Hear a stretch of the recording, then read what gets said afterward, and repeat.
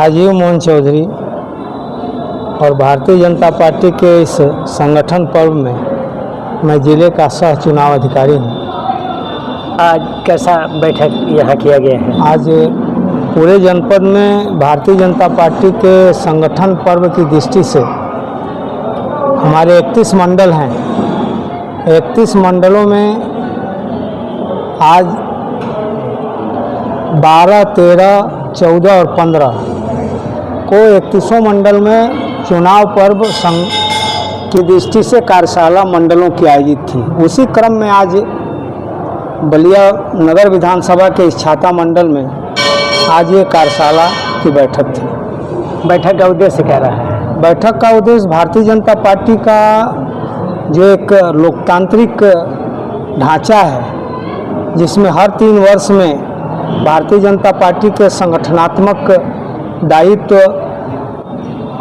अपने कार्यकर्ताओं के बीच में लोकतांत्रिक तरीके से दिए जाते हैं, उसी की तैयारी की दृष्टि से आज ये कार्यशाला आयोजित थी। देखा जा रहा था कि इस मीटिंग में बहुत पुराने कार्यकर्ता भी पहुँचे थे और कई मीटिंगों में उनकी उपस्थिति नज़र नहीं आ रही थी, तो ऐसे में क्या कहेंगे? ऐसा नहीं है, हमको तो लगता है कि छाता मंडल में हमारे जो कार्यकर्ता जितने पुराने हैं, वो अगर सूचना होती है, और सूचना भी हमारे यहाँ उसका एक तरीका है, एक फोरम बनता है, उस फोरम की दृष्टि से ही हमारे यहाँ सूचना होती है। अब बिना फोरम के लगता है कि जो वरिष्ठ कार्यकर्ता है वो नहीं किसी बैठक में जाता होगा। आज फोरम से सूचना थी वरिष्ठ कार्यकर्ताओं की, तो आज इस बैठक में उपस्थित थे। पिछली सरकार और इस सरकार में कितना अंतर है? बसपा, सपा और भाजपा जमीन और आसमान का अंतर है। क्या क्या अंतर है, क्या कहेंगे? सुरक्षा को लेकर क्या कहेंगे? अब सुरक्षा की दृष्टि से तो हमारे राजनीतिक होश में इस तरह की विश्वसनीय सरकार खासकर सुरक्षा की दृष्टि से वो हमारे भारतीय जनता पार्टी के सरकार की अगर कोई उपलब्धि की गिनती अगर क्रमांक में करेगा तो हमको लगता है कि पहले क्रमांक पर उत्तर प्रदेश की जनता की सुरक्षा की गारंटी जो है वो भारतीय जनता पार्टी का क्रमांक नंबर 1 पर होगा।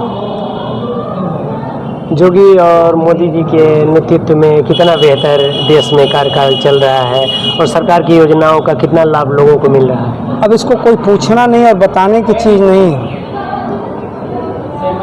योगी जी और मोदी जी के नेतृत्व में भारतीय जनता पार्टी की जो सरकार देश में और प्रदेश में काम कर रही है, हमको लगता है कि उससे बेहतर काम करने वाली कोई सरकार नहीं रही। और योजनाओं का लाभ तो मैं भी 60 वर्ष का हो गया, हमको लग रहा है कि सीधे जनता को अगर आज़ादी के बाद किसी भी सरकार में सीधे जनता को लाभ जा रहा है तो भारतीय जनता पार्टी के मोदी जी के और योगी जी की सरकार में जा रहा है। देखा जा रहा है कि विपक्ष का कहना है कि धर्म के नाम पर भाजपा सरकार बढ़ावा दे रही है, तो इस पर क्या कहेंगे? अब धर्म की परिभाषा उन लोगों की दूसरी है, हमारी दूसरी है।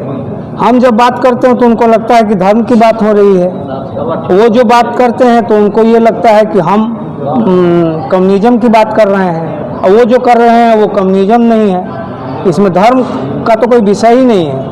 हम तो सबको सबका साथ सबका विश्वास पर काम करते हैं। अभी देखा जा रहा है कि ददरी मेला में सांसद जी भी भूमि पूजन किए हैं और मंत्री जी भी किए हैं, तमाम चर्चाएं हो रही हैं, तो इस विषय में क्या कहेंगे? क्या उद्देश्य रहा कि ये राजनीतिक विषय है।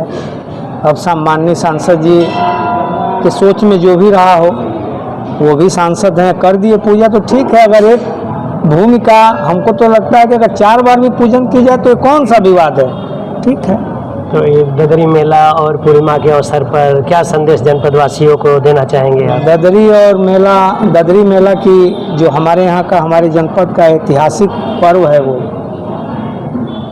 उसमें बलिया जनपद के सभी नागरिकों को सबसे पहले मैं शुभकामना देना चाहूँगा और उनको ये विश्वास दिलाना भी चाहूँगा कि ददरी मेला को राष्ट्रीय परिदृश्य में स्थापित करने के लिए भारतीय जनता पार्टी और उनके नेता हमारे नेता दयाशंकर जी कटिबद्ध हैं, वो लगे हुए हैं कि उसको राष्ट्रीय मेले का दर्जा मिल जाए। लीजिए। मैं राजनाथ पांडे,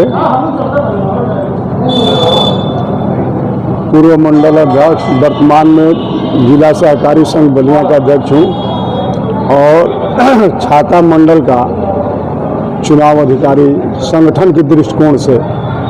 आज यहाँ शंकरपुर में कैसा बैठक आयोजित हुआ है, क्या कहेंगे?